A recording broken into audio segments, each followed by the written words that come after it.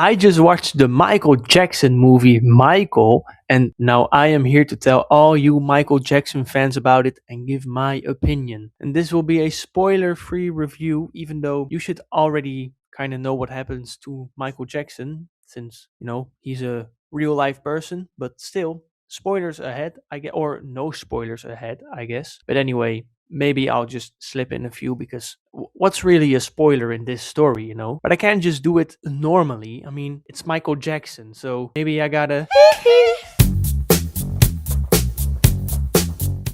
You couldn't see it, but I was moonwalking.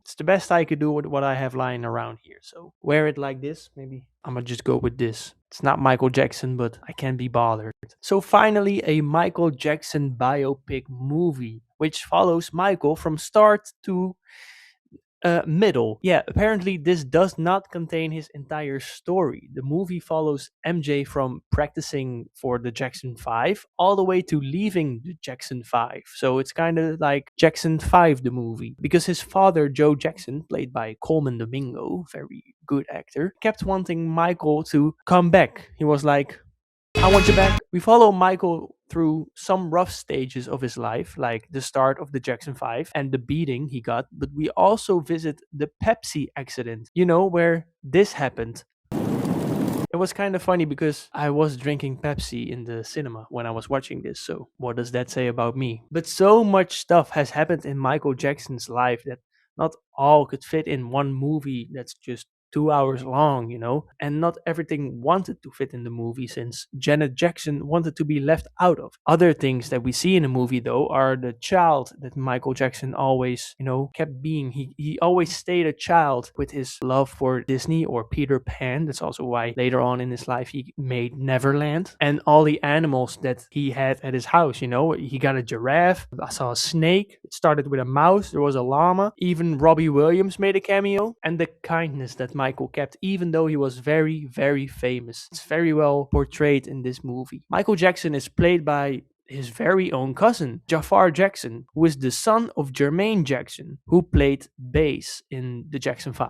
Jermaine had 7 children total, with the others being Jermaine Jr., Autumn, Jamie, Jeremy, Jordan, and Your Majesty. I wonder why only Autumn didn't start with a J. Like, why does everybody start with a J and then one A? Anyway, back to Jafar Jackson. He does such an amazing job portraying his uncle. The moves, the dance moves, the voice he has, the look, he's got it all. Dancing like Michael Jackson is not easy, but this man took it seriously and it's flawless. It's very flawless. The voice as well. As soon as he started talking, I was like, wow, he's gonna do this the entire time because that really sounds like Michael Jackson. Michael Jackson has just such a unique voice, very iconic, and then to be able to have that voice or do that voice for this movie, that's acting. That's very well. That's talent, I gotta say. Even though the singing in this movie, for at least the big performances, are done as recordings, that those are actual Michael Jackson recordings from when he was still alive. But it doesn't take you out of the movie because I personally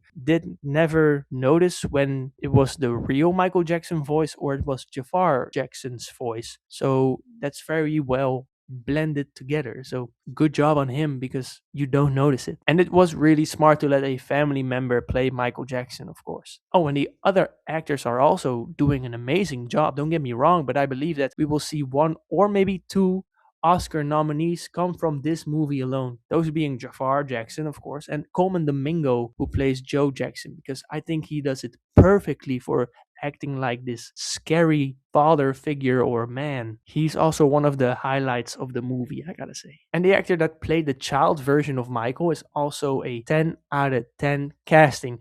He is perfect. To me, it felt like somehow I traveled to the past and they got the real Michael Jackson to do his own movie, like the real child version of Michael Jackson. It's a good job on casting. I will, however, say that I was surprised when the movie ended, and not in a good way. I didn't know that the movie wasn't about his entire life, but only half of it. The movie ends in 1989 or 88, I think. That's not the fault of the movie because Michael Jackson has had this entire life with a huge story that you cannot tell in just 2 hours or 2.5 hours, like I said earlier. So, really, it's the marketing's fault for not telling people enough or at all that this is not a beginning to end story of Michael Jackson. But if you do know about that, that it's just telling the story of the Jackson 5 era, I guess I gotta call it, then you have no problem with this. After looking this up, actually, I see that there's an untitled sequel coming. Well, it's untitled for now. Maybe it's gonna be called Jackson.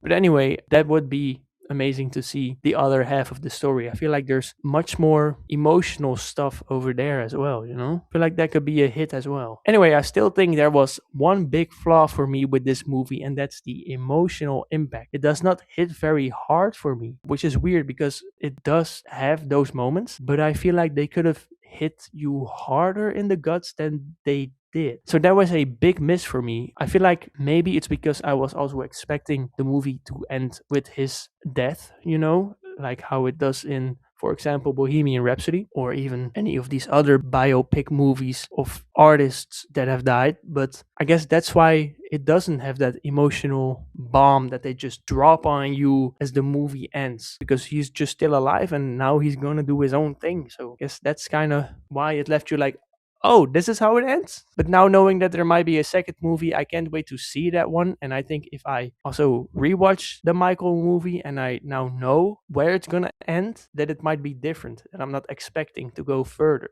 So this movie will be getting 4 stars from me, mainly for the emotional side of things, and also felt like they could have shown a little more of the story and other things that happened in this time period, because we did quickly jump from year to year. And I don't think the movie is that long compared to like other biopic movies. I think it's just a little longer than 2 hours. So I don't mean to say that the movie should be 3 hours long, but you could have added maybe another 20 minutes max, so audience or people would still visit the movie and it would still be as popular as it is gonna be or will be. But you could fit more story in there and maybe wrap things up nicer or get to know the other members of the Jackson 5 a little more. But it will go to the third spot on my list of movies that I saw in theaters this year. Now, if you want to know about the other movies I saw this year, you gotta go watch those reviews as well. Have you seen the Michael movie and what did you think of it? Please let me know in the comments, and then I will see you all next time.